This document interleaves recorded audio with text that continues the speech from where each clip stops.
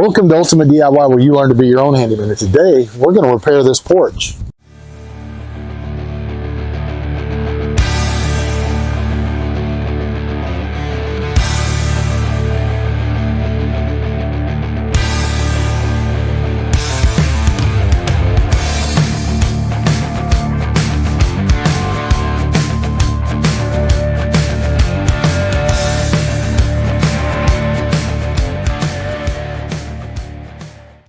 So you may be asking yourself, what is wrong with the porch? What do we have to repair? Why don't you just paint it? Well, this is part of a bigger project, and I was power washing, and when I hit this underneath this porch, everything started coming off in huge flakes and chunks. And come to find out, the homeowner wasn't aware of it, but apparently the previous owner had done nothing but sheetrock this on the outside of their home. Now, you can use sheetrock outside of the home, but it is very susceptible to moisture, and it'll start what they spider and flake and everything else, especially if you don't have a good primer and if you don't keep the paint up. So my suggestion, especially in Texas where it's very humid, Florida where it's humid, any of the places it's very humid, I would not put drywall outside. Matter of fact, I really wouldn't use drywall outside, period. I want something that's going to last a little longer and that's going to be stronger. So what we're going to do is we're going to go over this with SmartSiding, and not just regular SmartSiding with the lines in it. We're going to use the Soffit SmartSiding. The Soffit SmartSiding costs more. It's about $50 a sheet, but it comes in a 4x8 sheet. I'll be able to cut it to the width, and the length I'll leave at 8. I'll need 3 sheets, and it'll leave me just one seam to cover with a little trim. Now, of course, we're going to pull this other trim off the sides, and I'm going to replace that with some smart trim as well. Now, when you do that, be sure that you find where your ceiling joists are at and you mark those. That'll be your nailing points, because when you're trying to hold up that soffit, you don't want to sit there and have to keep fighting with it. So I will probably enlist a little help to get the soffit pieces up. This is once they're cut and ready to go. But normally I have a lift I could crank and lift it up into place, and it's a drywall lift. The only problem is the drywall lift is not going to fit in here with this stuff in my way. So let's go ahead and start taking off all of the trim and get it ready, and I will show you guys what it is that we do when we put it up. It'll actually go pretty fast. And by the way, the SmartSiding is already primed. You don't have to put primer. All you have to do is paint. So let's get to it.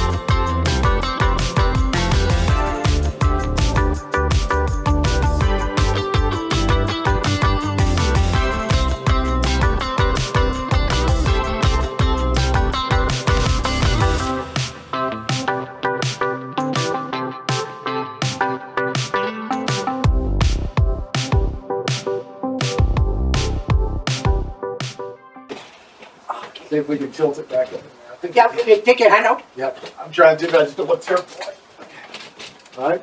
There we go. Okay. Now just straight up. No, wait, it's out, just like so. Okay. Okay. Okay, straight up. All the way to the ceiling.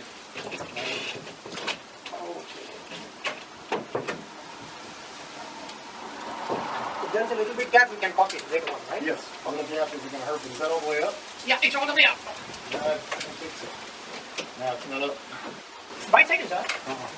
I can't move anything. No, it's gotta go inside of those. There you go. Okay, so, okay, now. Yep. All right. There we go. Perfect. You get it up the nose just a little bit. Okay, perfect. Is that all the way up? Uh-huh.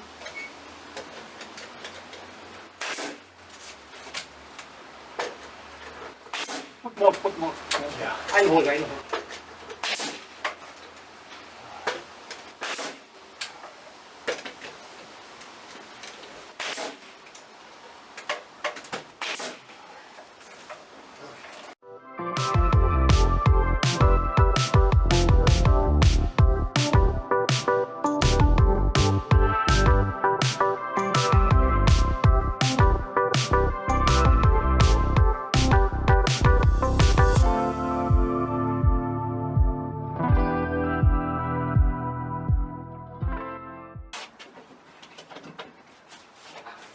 My head's sinking.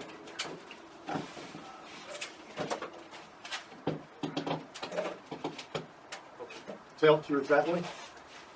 That front tip is trying to. Okay, here, let's do this. There we go. Hold on a second.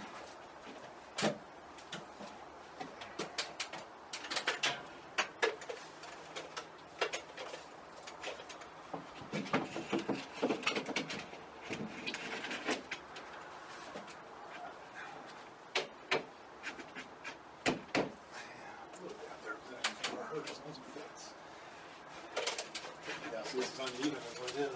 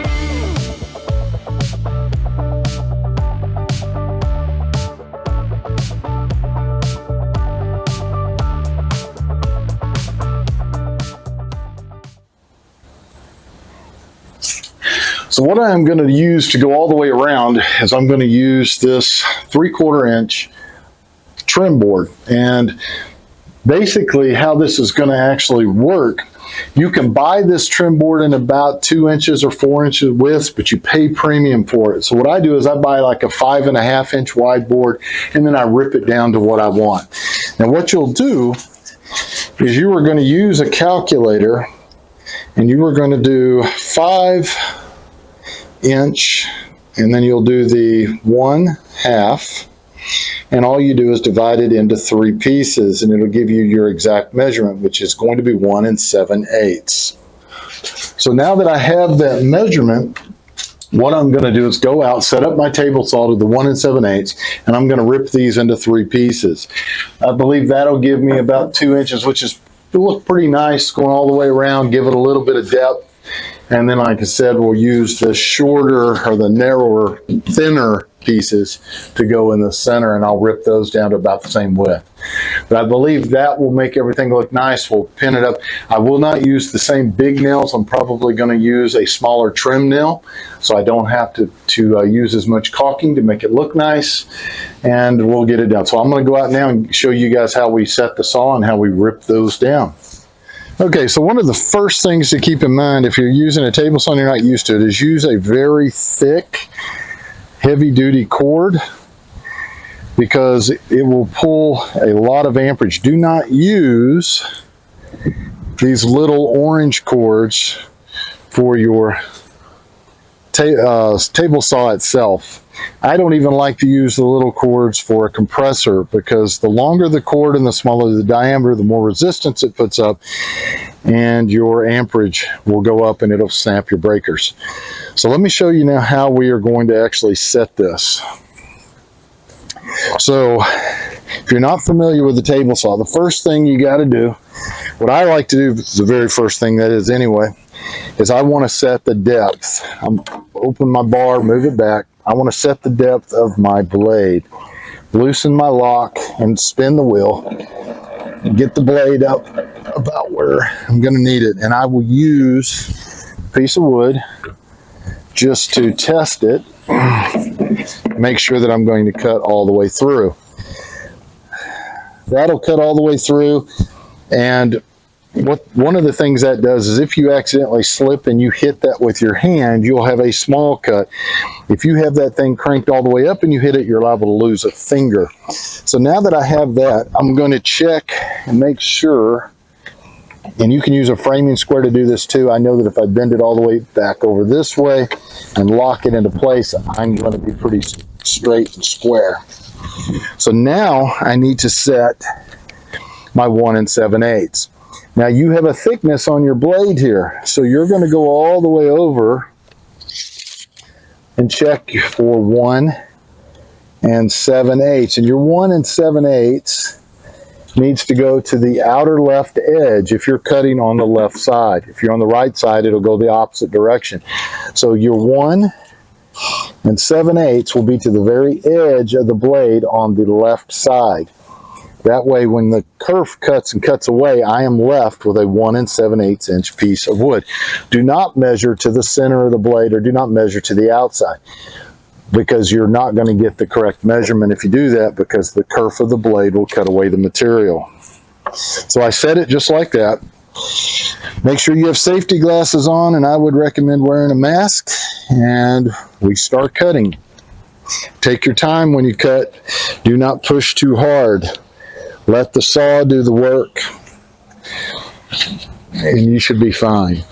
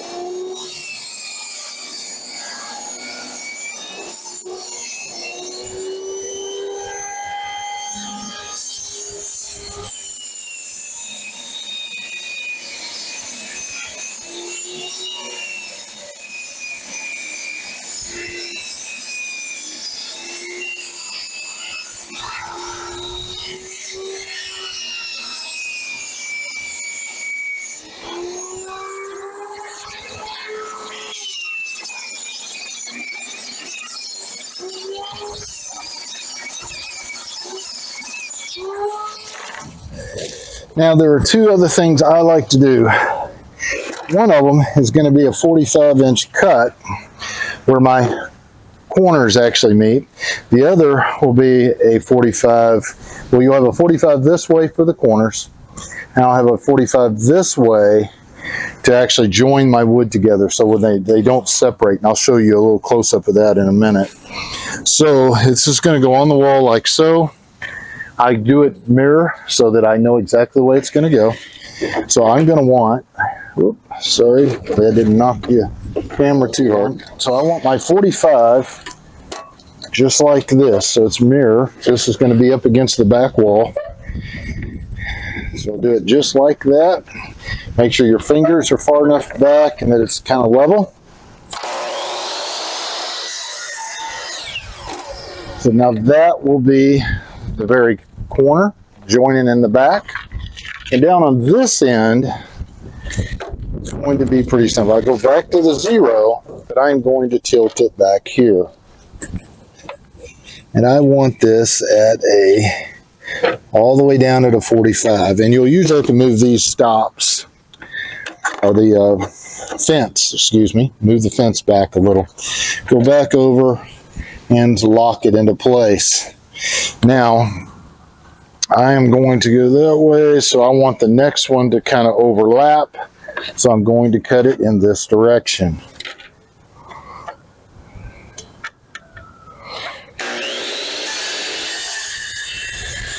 Just like that.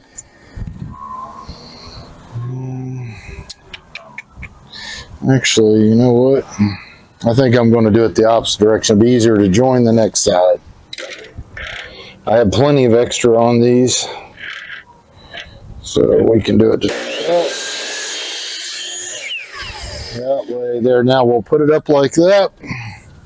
This side will have the edge where the back one will connect. The next one will overlap and go here. So if the material swells or anything, you don't have a seam here showing. Okay, now I use a lot of different guns, especially on finished guns. This DeWalt is a really good one. This is one I'll probably use today with a 2-inch fastener at 18 gauge. If I want anything really thicker, I'll go to the Metabo.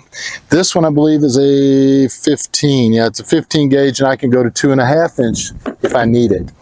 So, but I believe this is going to be enough, and it's going to be a small enough hole where I don't have to do a lot of caulking. So let's go see if we can put a piece in with this. This is already set up and ready to go, and we'll see how it works. Okay, so hopefully the compressor does not kick back on so that you can hear. So what you're gonna do is take the first piece. This has my 45 cut on the flat. That's gonna go into this corner over here, and you want it nice and snug. The other side has the, keep from falling, has the other 45 cut on, I guess I'd call it more of a diagonal. But that way my next piece will slide over this one and not leave a seam. So if it starts shrinking up, you're not going to see a big gap. So when you take and put this on there, you're going to put it nice and flat, get it all the way to that corner, as tight as you can get it, and up against this wall. Now you are going to use caulking here, but you want to make sure that you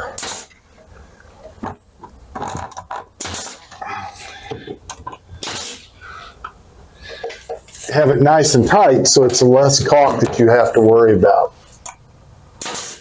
Now I try to nail where I know I have a piece going across, a ceiling joist, but I'll also hit some in the other area because I do have cardboard backing type on the back of that just to give it a little extra strength.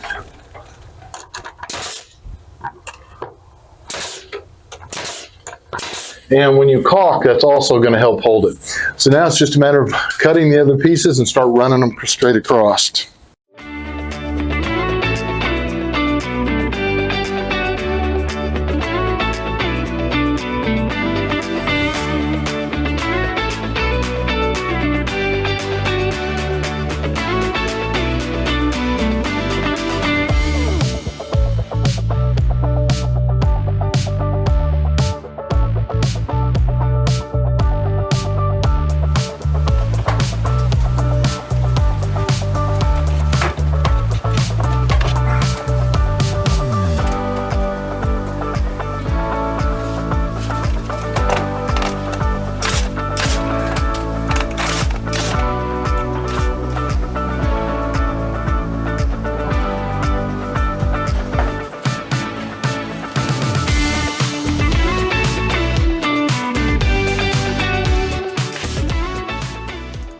So this piece is cut to overlap the previous piece right here on the 45 right here.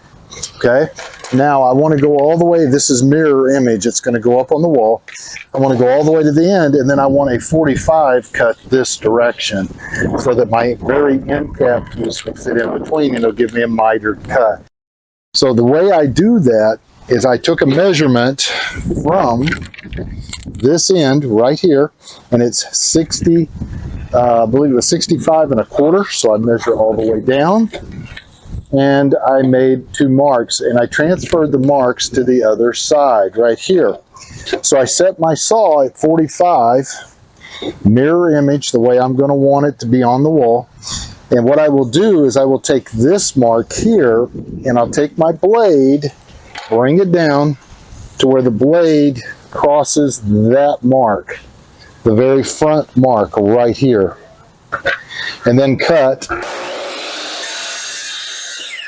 That will give me my exact measurement to the edge. And then when I take the piece to go across the end, they will take and they will fit like so. Now, of course, this is not mirrored, but it'll fit like this and give me a mitered edge, kind of picture frame, as you will. So let's go put this on and see how it looks. All right, so now let's see if this actually fits. Remember, this piece here has to overlap so I don't have a seam showing, and I want it in the very corner. Perfect fit, couldn't get any tighter. So we'll start nailing that off.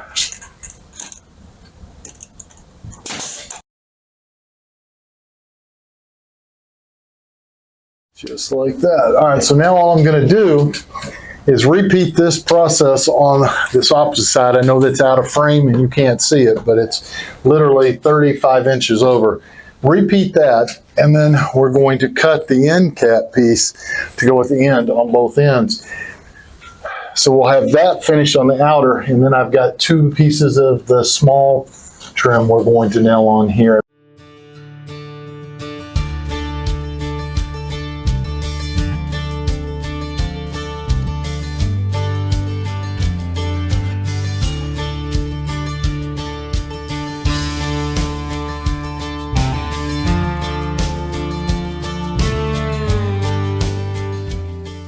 Okay, so now we are going to cut the actual end piece, and it's 35 and a half was the measurement. I'm not sure if you were able to see that in the video. So I'm gonna write that down, 35, 1/2. Now that's gonna be from long point to long point. So these, say these are on your wall like that. So you're going to cut a piece with a long point like this to go in here. So from this long point right here to the long point on the other side needs to be 35 and a half, not from this inner point. Do not measure from there. So this obviously I think is going to be way short. Let's see what this is. Yeah, 30 inches, so we need something longer. Yeah, it's probably going to be about the same.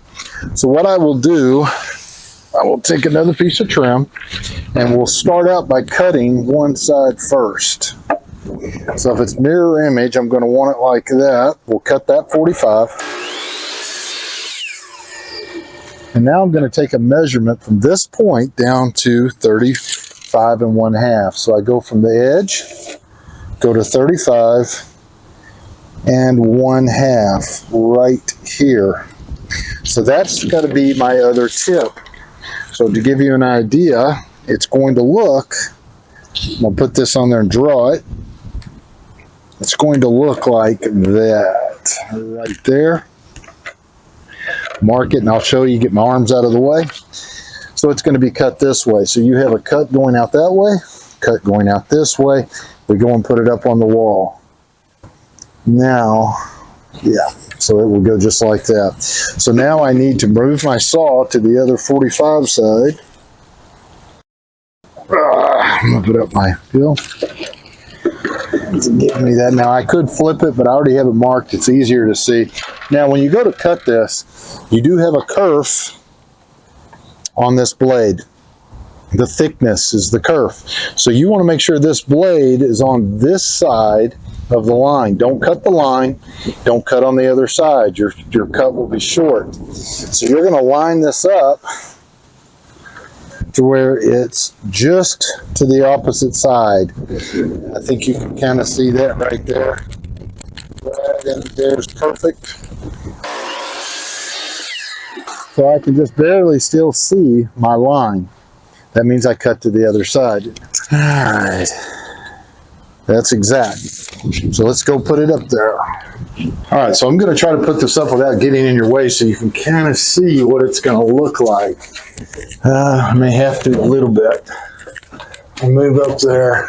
So this side will come in, notch in, and this side. And that is a nice tight fit, which is exactly what we're looking for. Now let's see if we can nail it into place.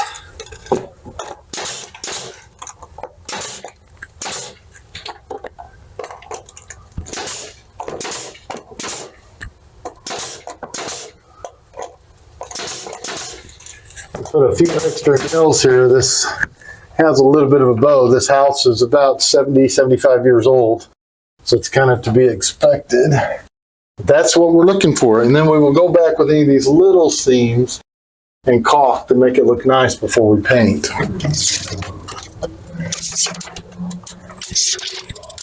Okay, so guys, this one was 35 and a half from long point to long point. And let's see how she goes up there.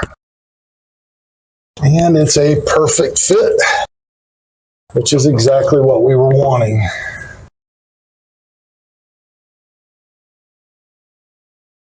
Now you can just leave this seam and just do a little caulk here, but I really like to cover that to make it look nice, gives it kind of a finished look.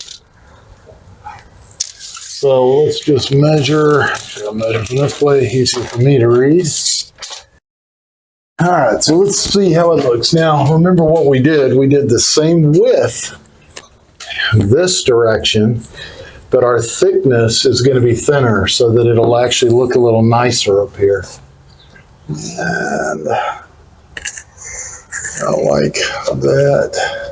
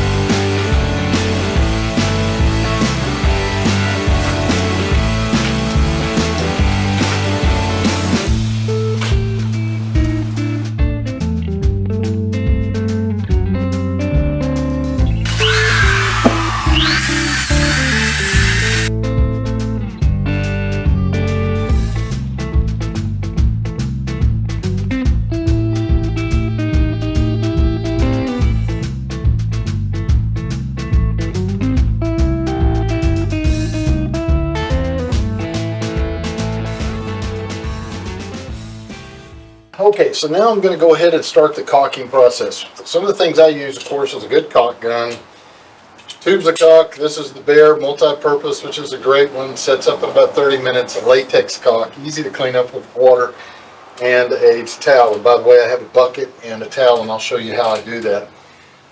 It's pretty easy to blend this kind of caulk. It's not like a silicone. You'll also, I like to use this DAP White, which is a 40-year. And it is a caulk plus silicone, and it works its way in just as easy. So I'm going to start with that. And just to show you how this works, you're going to cut off about 1/4 of an inch, and I usually angle it a little bit. Depends on how big of an opening I'm trying to get to. So I don't need a really huge one here. So I'm just going to do it. That one's probably bigger than I wanted, but it'll still work. Now you do have a puncture deal here, but you generally don't need that unless you're using silicone. These, if you'll put them in and start them, they'll generally start. Now what I do, let me get my towel, and I wring out the excess water. Now I know you can't see that on the screen because you were aimed up here, obviously, but I just have it damp. And what I'm going to do first is I'm going to run my bead of caulk. Turn my slant the way I want it. I'll just go down this side here to begin with. Get it going. See, you didn't have to puncture at all. And like that. I'll go ahead and go this way. Doesn't have to be an exact coverage because you're going to smear it in. And I use my special applicator, my finger. And I get to use gloved hands just because, not that this really hurts you, it splinters, things like that. Your fingers will be pretty rough at the end of the day. So I just smear it in, just like that. Just making sure that I'm getting even coverage. Anywhere there's a seam. So it looks pretty messy like that. But what you'll do is now you're just going to use the rag and wipe off the excess, just leaving enough to cover the gaps. It just needs to be smooth and tapered because when you paint it, it's going to cover it. You just don't want to leave big gaps like this, big chunks. Those big chunks will definitely show through the paint. So I do it like that, and I smear it in, making sure that there's no big globs anywhere. And then I'll just pretty much continue that all the way around. And I'll pay attention to little nail holes too. If I see them, go ahead and put a little bit of caulking on those. And that will fill in. And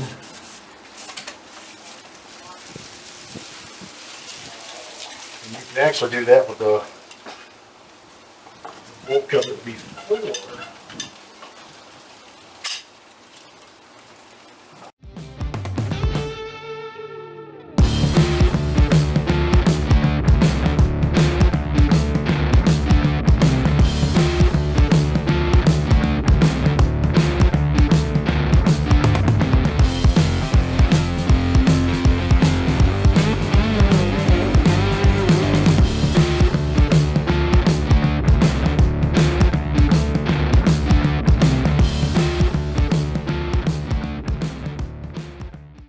Okay guys, it's paint day on this here. Everything is actually done. It's been caulked, sealed. You can see all the spots everywhere. You saw it obvious in the video while we were doing it, but it's ready to go now for paint. We're going to use a good latex paint here, so it should go on really easily. Cleanup is easy. And I'm just going to roll this. So instead of using my sprayer, it's such a small area, breaking out the sprayer to do that just doesn't seem to make a lot of sense because there's still going to be a lot of little detail work that I want to do. So what the first thing I'm going to do is you'll go in and you'll use your brush and you'll cut in all the way around all your edges. So the very last thing you'll do is actually use your bigger roller and roll everything. So we're going to do that today. Some of the things that you're going to want to use, get yourself a good roller. This is just a 9-inch. I have the big rollers, but it obviously isn't going to work very well in here.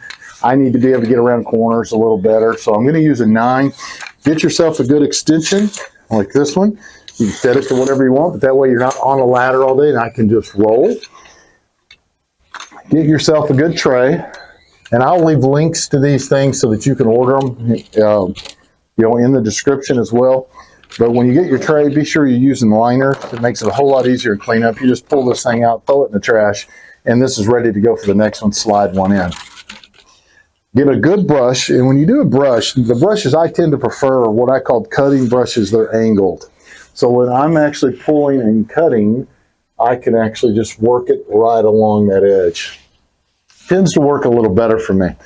But I will do that. I will use the latex paint. I do have a stair step you'll see me get up on for when I'm cutting, because obviously I'm not going to use an extension, so I want to cut in. And I'll show you, I believe mine's made by Gorilla, and I'll probably leave you a link for that as well. But let's go ahead and let's get to it, and I will stop talking here and we'll just go ahead and throw some paint on this thing and see how it looks. All right, let's do it.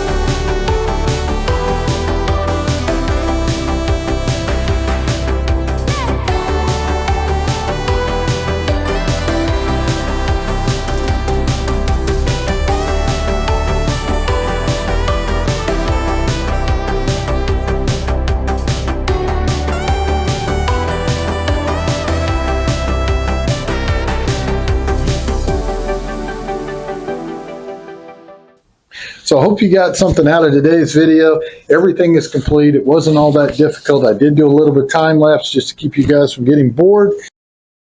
Light is now functioning. Everything is in. It's painted. Customer's happy. It looks great. If you're not a subscriber, be sure you hit that little subscribe button. Ring that bell notification so you know about all the upcoming videos as they're released. Leave me a like and a comment. It really helps the channel grow, and I hope to catch you guys the next time.